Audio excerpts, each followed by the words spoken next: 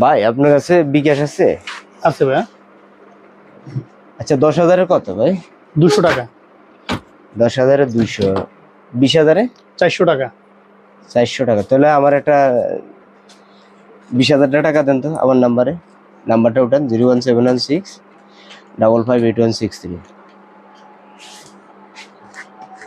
01716 558163।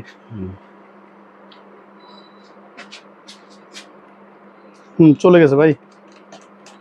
গেছে? জি। 400 না? দেন 400। আর 20,000। আপনি তো বললেন ভাই। আমি 20,000-এর 400 টাকা খরচের কথা বলছি। 20,000-এর 400। আমি তো জিজ্ঞেস করলাম আপনাকে। ভাই দেখছেন?